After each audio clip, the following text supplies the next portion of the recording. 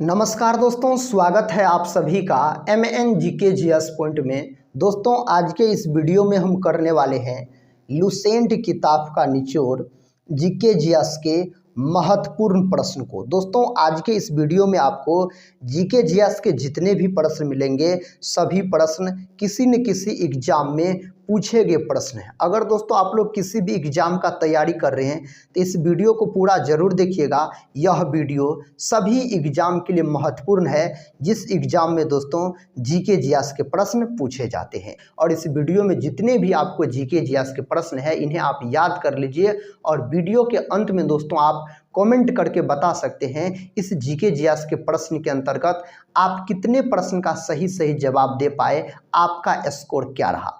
दोस्तों, आज का पहला प्रश्न कहता है विश्व का सबसे बड़ा दूध उत्पादक देश कौन सा है।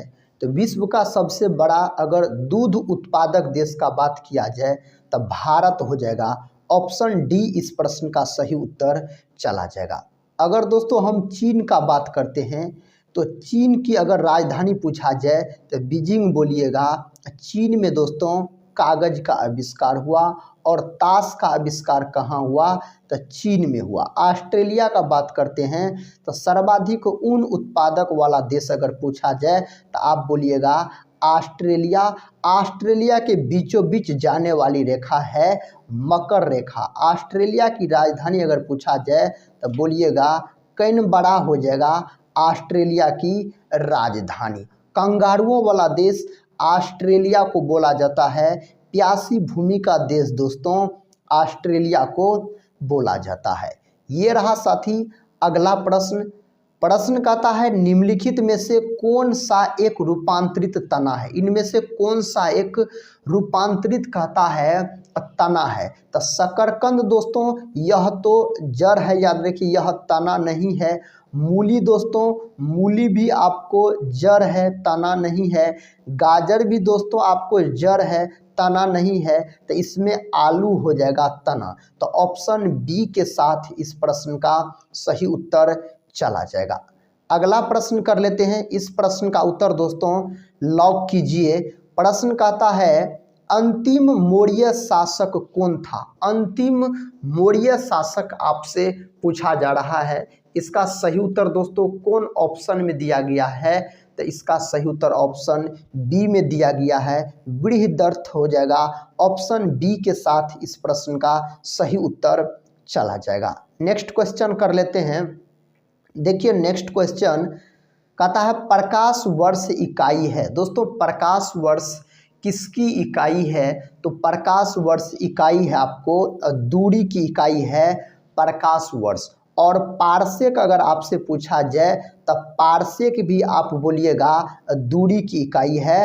पारसेक भी दोस्तों किसका इकाई है तो दूरी का इकाई है। दोस्तों एक पारसेक में कितना प्रकाश वर्ष होता है तो एक पारसेक में 3.26 प्रकाश वर्ष होता है। यह प्रश्न एग्जाम में पूछा गया प्रश्न है। अगर आपसे पूछा जाए एक प्रकाश वर्ष में कितना मीटर होता है तो एक प्रकाश वर्ष में मीटर पूछा जाए तो 9.46 गुना 10⁻15 मीटर हो जाएगा। इस प्रकार के प्रश्न एग्जाम में कई बार पूछे गए हैं तो इसको याद रखिएगा।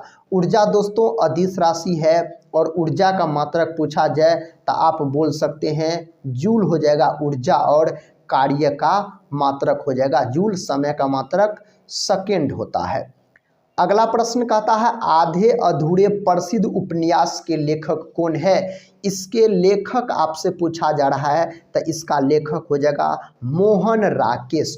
ऑप्शन बी में दोस्तों इस प्रश्न का सही उत्तर दिया गया है मोहन राकेश हो जाएगा। अगर आपसे दोस्तों पूछा जाए कृति लता, अगर आपसे पूछा जाए जो कृति लता के बारे में यह किसकी रचना है तो कृति लता दोस्तों रचना है विद्यापति का। किसका है तो विद्यापति का रचना है। विद्यापति को दोस्तों मैथिली कवि भी कहा जाता है। मैथिल कोकिला के नाम से विद्यापति को जाना जाता है। महादेवी वर्मा का अगर हम बात करते हैं तो दोस्तों इन्हें यामा के लिए ज्ञानपीठ पुरस्कार दिया गया महादेवी वर्मा को। अगला प्रश्न कर लेते हैं। देखिए अगला प्रश्न कहता है मगध की प्रारंभिक राजधानी थी। दोस्तों मगध की प्रारंभिक राजधानी कहाँ थी? तो राजगृह हो जाएगा। विकल्प ए इस प्रश्न का सही उत्तर चला जाएगा, इसका सही जवाब। अगर हम भागलपुर का बात करते हैं तो इसे सिल्क सिटी के रूप में दोस्तों जाना जाता है भागलपुर को। भागलपुर में विक्रमशिला विश्वविद्यालय है। कहाँ है? तो भागलपुर में है दोस्तों विक्रमशिला विश्वविद्यालय। अगला प्रश्न कर लेते हैं।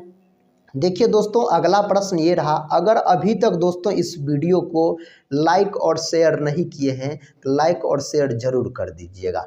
देखिए प्रश्न कहता है फेफड़ों का सफ़ेद कैंसर किसके कारण होता है? दोस्तों यह किसके कारण होता है? इसका सही उत्तर ऑप्शन ए हो जाएगा, एस्बेस्टस के कारण होता है फेफड़ों का सफ़ेद कैंसर, याद रखिएगा। तो ऑप्शन ए आप लॉक कर सकते हैं। अगले प्रश्न की ओर बढ़ते हैं।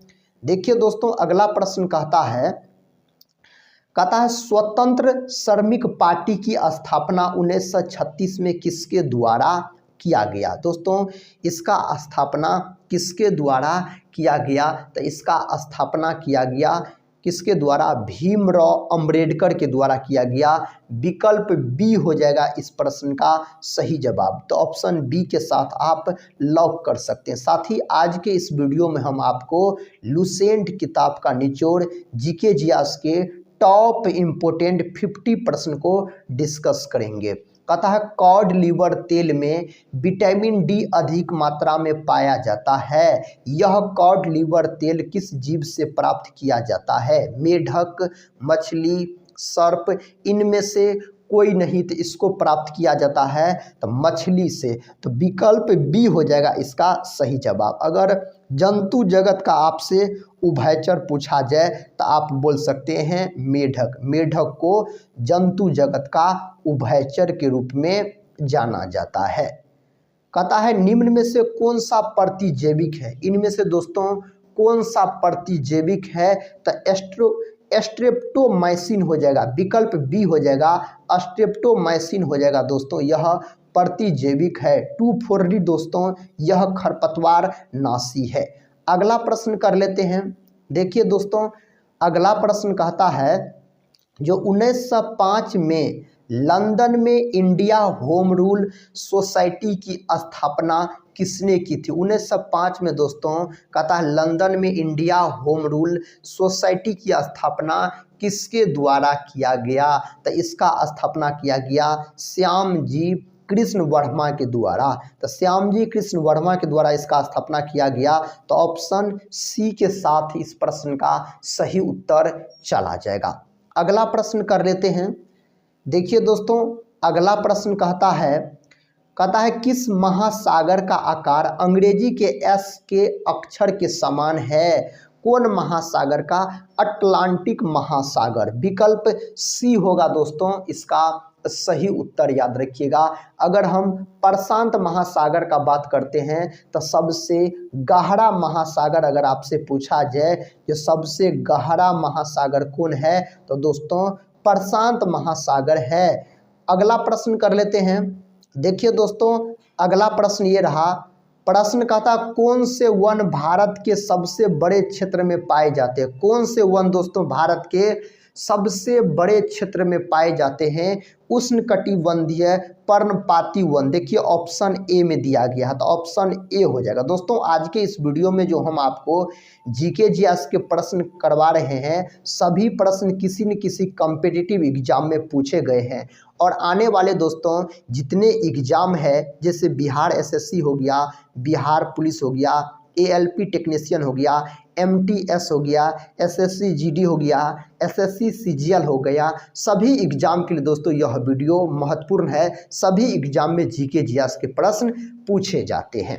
कहता है कच्चे आम में कौन सा अम्ल पाया जाता है? कच्चा आम में कहता है कौन अम्ल पाया जाता है? तो टार्ट्रिक अम्ल पाया जाता है और टार्ट्रिक अम्ल दोस्तों इमली में भी पाया जाता है और अंगूर में भी टार्ट्रिक अम्ल पाया जाता है। साइट्रिक अम्ल का बात किया जाए तो नींबू और संतरा में अगर पूछा जाए कौन अम्ल पाया जाता है तो साइट्रिक अम्ल पाया जाता है। ऑक्जेलिक अम्ल दोस्तों किस में पाया जाता है? यह टमाटर में पाया जाता है। और एसिटिक अम्ल का बात किया जाए तो सिरका में पाया जाता है। सिरका में कौन अम्ल पाया जाता है? तो एसिटिक अम्ल पाया जाता है। सभी को दोस्तों आप याद रखिएगा बहुत ज़बरदस्त तरीके से। प्रश्न है, निम्नलिखित में से कौन सा एक गैर संवैधानिक निकाय है? इनमें से कौन सा कहता है एक गैर संवैधानिक निकाय है? इसका सही उत्तर हो जाएगा राष्ट्रीय मानवाधिकार आयोग। विकल्प ए के साथ इसका सही उत्तर चला जाएगा। नेक्स्ट क्वेश्चन कर लेते हैं। देखिए दोस्तों, ये रहा नेक्स्ट क्वेश्चन। कहता है राष्ट्रीय बालिका दिवस किस तिथि को मनाया जाता है? 4 ऑप्शन दिया गया है, 8 मार्च, 5 जून, 16 सितंबर और 24 जनवरी दिया गया है। यह आपको मनाया जाता है 24 जनवरी के दिन। विकल्प डी में दिया गया दोस्तों राष्ट्रीय बालिका दिवस 24 जनवरी के दिन मनाया जाता है। 8 मार्च के दिन दोस्तों अंतर्राष्ट्रीय महिला दिवस मनाया जाता है। राष्ट्रीय महिला दिवस 13 फरवरी को मनाया जाता है। 5 जून को क्या मनाया जाता है? तो विश्व पर्यावरण दिवस मनाया जाता है 5 जून को। 16 सितंबर के दिन क्या मनाया जाता है दोस्तों? तो ओजोन परत संरक्षण दिवस मनाया जाता है। देखिए अगला प्रश्न कहता है, निम्नलिखित में से कौन सा देश सार्क का सदस्य देश नहीं है? तो म्यांमार नहीं है। अगर म्यांमार का पुराना नाम पूछा जाए तो आप वर्मा बोल सकते हैं, म्यांमार का पुराना नाम। अगर दोस्तों हम सार्क का बात करते हैं तो इसका मुख्यालय कहाँ है? तो काठमांडू में है। काठमांडू में दोस्तों इसका मुख्यालय है। नेपाल के काठमांडू बोल सकते हैं। और इसका स्थापना कब हुआ? सार्क का स्थापना पूछा जाए तो 1985 में इसका स्थापना किया गया था। अगला प्रश्न देखिए दोस्तों, ये रहा आपको अगला प्रश्न। कहता ग्लूकोज के निम्नलिखित बहुलकों में से जंतु कौन सा संचित करते हैं? जंतु दोस्तों कौन संचित करता है? इसका सही उत्तर हो जाएगा ग्लाइकोजन हो जाएगा। ऑप्शन डी के साथ इसका सही जवाब आप लॉक कीजिएगा। ग्लूकोज का अणुसूत्र पूछा जाए तो C6H12O6 हो जाएगा दोस्तों ग्लूकोज का अणुसूत्र। अगला प्रश्न कर लेते हैं। देखिए दोस्तों अगला प्रश्न कहता संयुक्त राष्ट्र की आधिकारिक भाषाओं की संख्या कितनी है? 4, 5, 6 और 10 दिया गया है। तो कितना है? तो 6 है। विकल्प सी में दिया गया है इसका उत्तर। अगर संयुक्त राष्ट्र का हम बात करते हैं दोस्तों तो इसका स्थापना कब हुआ? तो इसका स्थापना हुआ आपको 24 अक्टूबर 1945 को इसका स्थापना हुआ। और इसका मुख्यालय कहाँ है? तो न्यूयॉर्क में इसका मुख्यालय है। यह प्रश्न एग्जाम में पूछे गए हैं इसका मुख्यालय और स्थापना। कहता the struggle for India soul पुस्तक के लेखक कौन है? तो इसके लेखक कौन है? तो इसका लेखक आपको हो जाएगा शशि थरूर हो जाएगा। विकल्प ए होगा इसका सही जवाब। नेक्स्ट क्वेश्चन कर लेते हैं। देखिए नेक्स्ट क्वेश्चन कहता पुस्तक शाहजहांनामा के लेखक है। कौन है दोस्तों पुस्तक शाहजहांनामा के लेखक? आपसे पूछा जा रहा है। तो इसका लेखक है इनायत खां। ऑप्शन ए हो जाएगा इसका सही उत्तर। ऑप्शन ए को आप लॉक कीजिए और दोस्तों इस प्रश्न का उत्तर बताइए।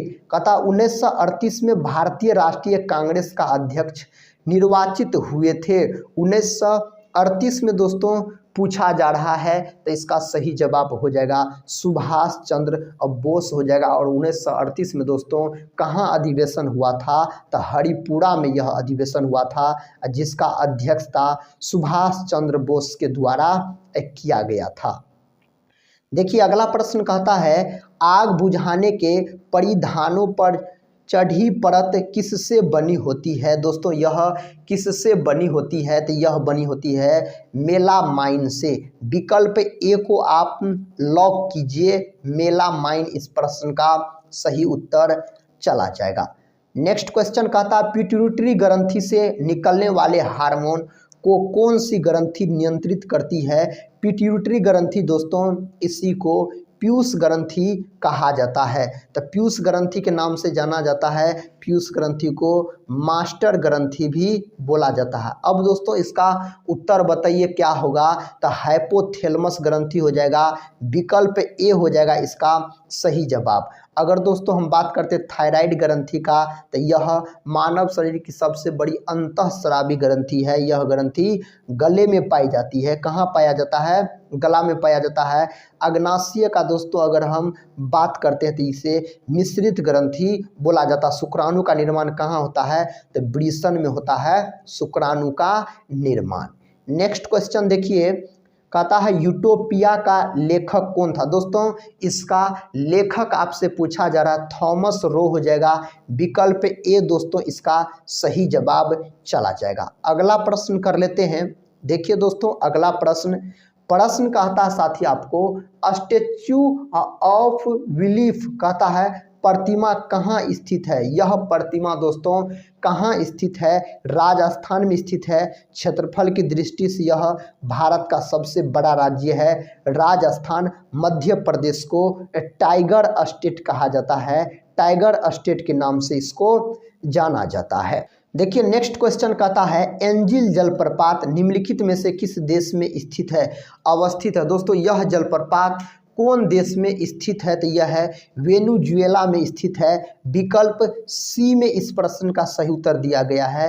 ऑप्शन सी इसका सही उत्तर हो जाएगा। देखिए अगला प्रश्न कहता है, साल 1882 में शिक्षा के विकास के लिए हंटर आयोग का गठन किसने किया था? इसका गठन किसके द्वारा किया गया? लॉर्ड रिपन के द्वारा किया गया।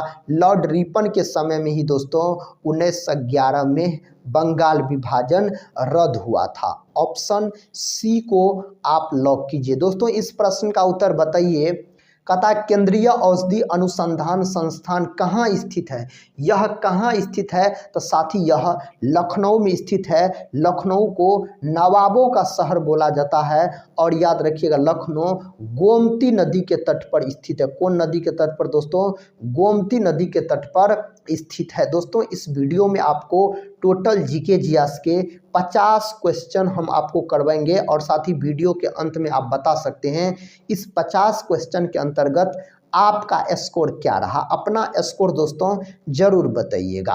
कहता है निम्नलिखित में से कौन सा रोग वायरस से नहीं होता? इनमें से कौन सा रोग है जो वायरस से दोस्तों नहीं होता है? उसका नाम है टाइफाइड। ऑप्शन बी आप बोल सकते हैं इस प्रश्न का सही उत्तर। दोस्तों इसका सही उत्तर बताइए।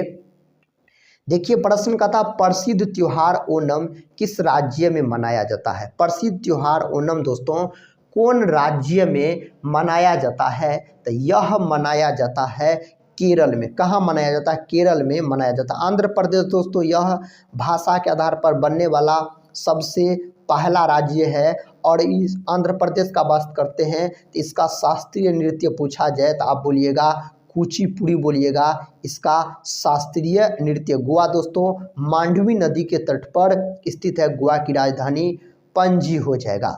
देखिए अगला प्रश्न कहता है, निम्न में से कौन सा सभी सुमेलित नहीं? इनमें से दोस्तों कौन आपको सुमेलित नहीं है? देखिए भाग 18 संविधान संशोधन दोस्तों यह सुमेलित नहीं है। विकल्प सी हो जाएगा इस प्रश्न का सही जवाब। कहता है निम्नलिखित में से किसने कहा कांग्रेस केवल सूक्ष्मदर्शी अल्पसंख्यक का प्रतिनिधित्व करती है?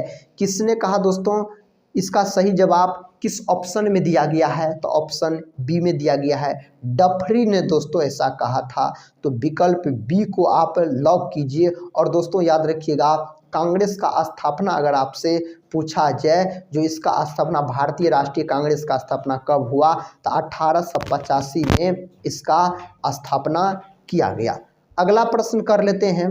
देखिए अगला प्रश्न कहता है नाटो का 31वां सदस्य कौन सा देश बना है? दोस्तों कौन देश बना है नाटो का 31वां सदस्य आपसे पूछा जा रहा है। इसका सही जवाब फिनलैंड हो जाएगा। विकल्प ए को दोस्तों आप लॉक कीजिए। विकल्प ए इस प्रश्न का सही उत्तर चला जाएगा।